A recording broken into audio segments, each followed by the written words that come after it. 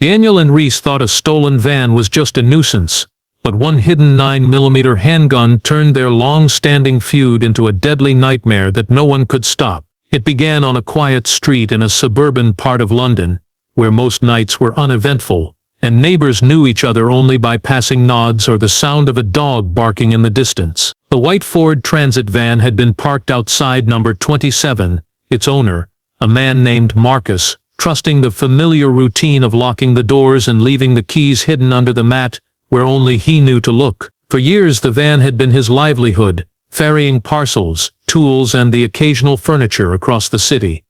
It wasn't flashy or particularly valuable, but to Marcus, it represented stability and hard work. That night, the van would vanish, leaving behind only a chilling sense of uncertainty that would ripple far beyond the quiet neighborhood. Marcus woke the next morning, rubbing sleep from his eyes and reaching for the van keys on the hook by the door. He paused when he noticed they weren't there, a sinking feeling settling in his chest. The first thought was simple forgetfulness. He checked the street through the window. The van was gone. Panic replaced confusion as he ran outside, hoping to spot it just around the corner or parked somewhere nearby. There was nothing. The street was empty, silent except for the faint hum of a distant car engine. Something about the scene didn't feel random. The van had not just disappeared, it had been taken deliberately. The police were called, arriving within the hour, notebooks in hand, pens scratching, lights flashing. Officers walked the street, peering at driveways and front gardens, questioning neighbors who had not heard or seen anything unusual. CCTV footage from a nearby shop provided a brief, murky glimpse of a shadow moving swiftly across the frame, but it revealed little else. The figure's face was obscured, the movements hurried and cautious. Even with technology, the van's disappearance seemed almost supernatural. A ghostly theft that left no trace except an empty parking space and a growing sense of dread. What Marcus did not know, and what the police would take longer to uncover, was that this van was more than just a work vehicle. Hidden beneath the driver's seat was a 9mm handgun, small and easily overlooked, yet capable of bringing lethal consequences. It had been left there by a previous owner, someone involved in activities far more dangerous than delivering parcels. Marcus, a man of routine and ordinary life, had never noticed it, and so, by mere coincidence or terrible timing, he had unknowingly placed himself in the path of a storm he could neither predict nor control. Across town, in neighborhoods where the sound of police sirens was a common backdrop rather than a rarity, tensions had been rising. Two men, rivals long entangled in a web of grudges, debts, and past betrayals, were unknowingly on a collision course with Marcus's van. Their feud had begun over minor slights, a disputed territory for drug sales, arguments over owed money, and insults exchanged in the heat of anger.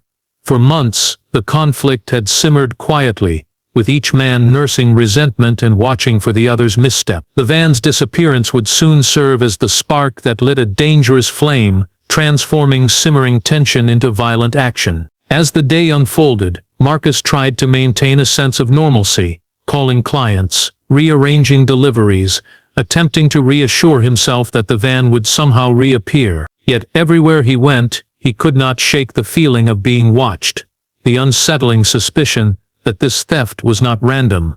Each phone call and message he sent was a reminder of his helplessness. The van, once a symbol of his independence and stability, had become a vessel of unknown danger, carrying within it a weapon that could ignite a chain of events far beyond his control. In that quiet suburban street, life as Marcus knew it had already begun to unravel, the first threads of a story that would descend into violence, betrayal, and tragedy. By evening, the street was still empty, yet charged with a tension that was palpable even to those unaware of the van's disappearance. The missing vehicle had set something in motion, a ripple that would soon grow into a wave of chaos, touching lives that had no connection to the theft yet would be swept up in its deadly momentum. No one could foresee the magnitude of what had begun, the way a single stolen van and a hidden 9mm handgun could awaken a dormant feud and draw ordinary people into a world where fear and revenge were the only currencies that mattered. The feud had been simmering for months,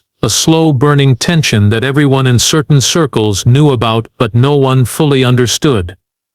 On one side was Daniel, a man with a reputation for quick temper and sharper instincts, whose family had long been involved in the city's underground networks. On the other was Reese, equally dangerous, equally proud, and equally unwilling to forgive past wrongs. The reasons for their hostility were petty to outsiders: a misdelivered package, a money dispute, a disrespectful remark overheard in a pub. But for the men themselves, every slight was a wound that demanded retaliation. Every whispered insult and every secret betrayal had built invisible walls between them, walls that were now ready to crumble in fire and blood. The stolen van became the catalyst that neither had expected. When Daniel heard about it first, he assumed Reese had taken it. An assertion of dominance, a public message that he could act with impunity. His anger was immediate, a surge of adrenaline that left reason behind. Reese, on the other hand, had no idea the van was even missing, but once the rumors reached him, he suspected Daniel of trying to frame him, to provoke him into making a fatal mistake. Each man interpreted the theft in a way that confirmed his fears. A dangerous confirmation bias that made compromise or dialogue impossible. Friends and associates took sides almost instinctively, some quietly, others openly, amplifying the tension into a charged atmosphere that could explode at any moment. For days, messages circulated on encrypted apps, cryptic threats and veiled warnings passed between phones that were already monitored. Daniel's allies scouted locations, trying to find the van and determine whether it carried anything valuable. Reese's network did the same, their eyes alert to every movement, every unfamiliar car on the streets, every shadow in the alleyways. The city felt smaller to them now, every street a potential trap, every corner a hiding place for an enemy. Rumors became weapons in themselves, twisted accounts of who had stolen the van, who had been seen with it, and who might strike first. As the tension built, ordinary life for the people around them began to fray. Shopkeepers noticed men loitering longer than usual, scanning faces as if expecting trouble to erupt at any moment.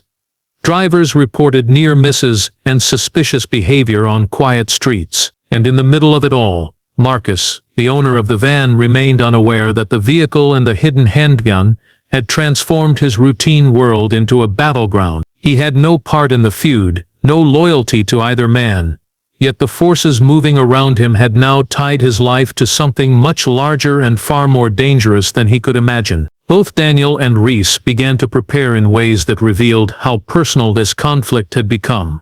Weapons were acquired discreetly, locations were surveyed, and contingencies mapped out for every possible outcome. What had begun as a stolen van was now part of a larger strategy, a chessboard on which every move mattered, and every miscalculation could be fatal. Ordinary caution was thrown aside, replaced by an almost obsessive focus on the other man's next action. Neither could afford to wait, yet rushing too soon could also be disastrous. The feud escalated further when a mutual acquaintance, trying to mediate, was brushed aside with a warning that compromise was not an option. Pride had replaced reason, and honor had replaced safety. Every step Daniel took was mirrored by Reese, every whisper of intelligence matched by counterintelligence. The van, the gun, and the shadows of both men's past mistakes coalesced into an invisible pressure that made every street corner feel dangerous, every phone vibration a potential threat. By the end of the week, the neighborhood was unknowingly holding its breath. The tension was palpable even to those outside the feud, a subtle energy that made normal routines feel wrong. A stolen van had become a symbol, the 9mm handgun hidden within it a silent promise of violence, and a petty rivalry had escalated into something that neither man could stop, no matter how much they might have wanted to. The stage was set. The pieces were in place. All that remained was the spark that would set the powder trail ablaze, a deadly encounter that no one in that quiet city street would ever forget. The night was cold, rain slicking the streets and reflecting the dim glow of streetlights. When the stolen van reappeared in a location that would prove fatal, it was parked near an old abandoned warehouse on the outskirts of the city, a building long forgotten by most but not by those who moved in the shadows. Its corrugated walls were rusted, the windows mostly shattered, and the doors hanging loosely on their hinges. To anyone else, it would seem abandoned and unremarkable. To Daniel and Reese, it was a trap waiting to be sprung. Neither knew the other would be there, but both sensed the inevitability of confrontation. Daniel had arrived first, crouching in the shadows, eyes locked on the van. Rain dripped from the brim of his hood, and every sound seemed amplified. The distant hum of a car engine, the scuttle of rats behind the warehouse walls, the soft patter of water on metal. His pulse raced, a mixture of fear and anticipation, knowing that one wrong move could end everything. The van was more than a vehicle now. It was a symbol, a loaded question demanding an answer. Inside it lay the 9mm handgun, its presence unknown to either man yet destined to influence every decision that followed. Daniel checked his surroundings. Every alley, every pile of debris, every shadow. Somewhere out there, Reese was likely doing the same. Reese arrived moments later, silent and methodical, his senses sharpened by months of planning and months of anger. He circled the building, eyes darting to the van. He had heard rumors of Daniel's movements, and yet, as always, the other man was just as elusive as the stories suggested. Both men, fueled by suspicion and vengeance, were blind to the fact that the van itself was about to play a role neither could control. The tension was suffocating, like the air before a storm, thick with the promise of destruction. A single misstep could ignite the situation. Daniel, seeing movement near the rear of the van, believed it was Reese and instinctively reached for the firearm hidden in his coat. Reese, mistaking Daniel's movement as a sign of aggression, did the same. Neither realized that the real weapon, the 9mm tucked beneath the driver's seat, was waiting to intervene in ways they could not predict. The van became a silent accomplice, a vessel carrying lethal potential that neither man had fully understood until that moment. Then the shots rang out. They were sharp, echoing across the empty warehouse yard, bouncing off metal walls and scattering puddles into the air. The gunfire was chaotic, fueled by panic, adrenaline, and fear. Daniel dove for cover behind the van, but a single bullet found its mark. Reese, moving in from the other side, was forced to retreat, slipping on the wet ground as another round shattered the silence. The hidden 9mm, jostled in its resting place, had already discharged, sending a projectile that would hit an unintended target, a reminder that in moments like these, no one truly controls the chaos. When the shooting ended, the scene was one of disarray. Smoke curled from scorched metal, the rain washed away traces of blood and footsteps alike, and one man lay motionless on the ground. The consequence combing the area, gathering evidence, and piecing together a narrative that seemed almost impossible. A feud, a stolen van, a hidden 9mm handgun, and a deadly confrontation that could have ended many ways but had ended this one. The warehouse would later be described as the scene of a modern tragedy, a reminder of how a simmering grudge, unchecked pride, and the smallest of triggers could ignite violence that spreads like wildfire. By the end of that night it was clear to everyone involved that the feud had reached its turning point.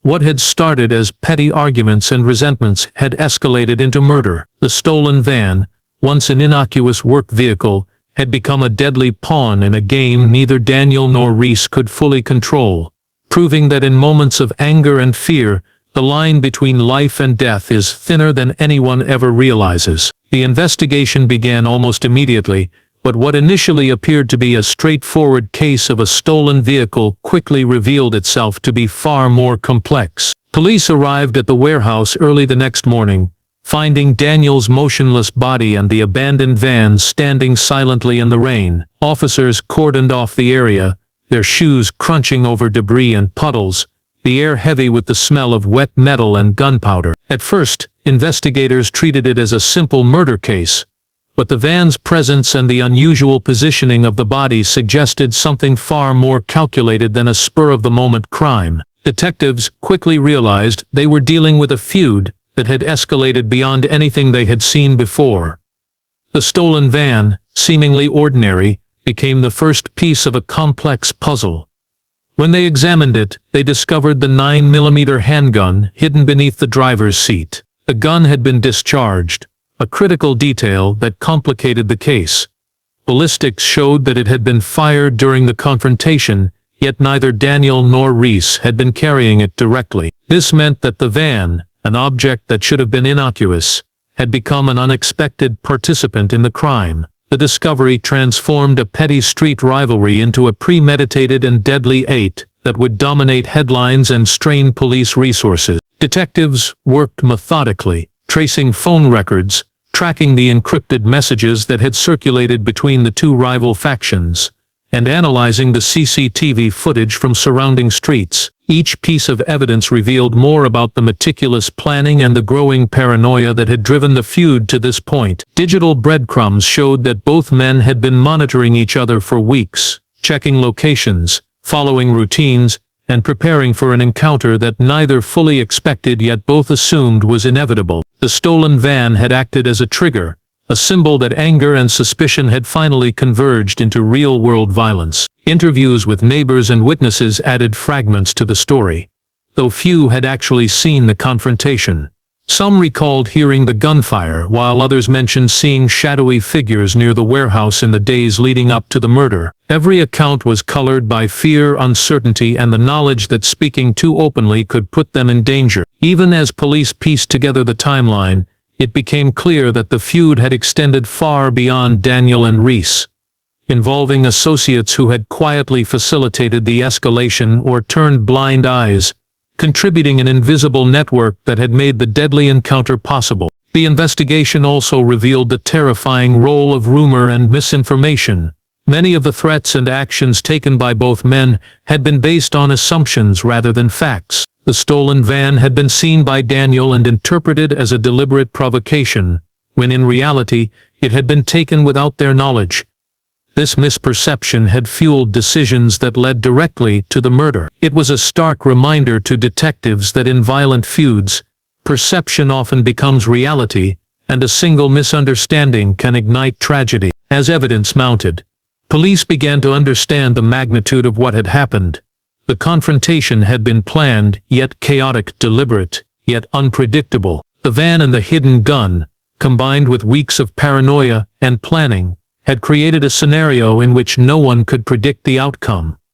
Each piece of evidence, from fingerprints to ballistic trajectories, told a story of escalating fear, revenge, and miscalculation. By the time the investigation reached its first arrests, the full scale of the feud was becoming clear. Daniel's death had not ended the conflict. It had merely exposed it. Reese and several associates were identified, their involvement traced through careful surveillance, digital records, and corroborating witness accounts. The investigation highlighted how ordinary objects, like a van, and overlooked weapons, like a small handgun, could serve as catalysts in violent schemes. It also revealed the terrifying human elements behind the crime. Pride, revenge, and fear combined to create a deadly mix that no one had control. The case became a cautionary tale for law enforcement and the public alike. What had begun as a simple stolen van had spiraled into murder, a reminder of how easily unresolved grudges and misperceptions can escalate into irreversible consequences. In the end, the investigation showed that every detail mattered, every rumor had weight, and that violence, once set in motion, rarely stops at its intended target. The case finally reached its dramatic conclusion months after that fateful night at the warehouse, but the sense of relief was tempered by the shadows it had left behind. Police had tracked Reese to a small town just outside London, where he had been lying low in a rented flat, careful to avoid any digital traces.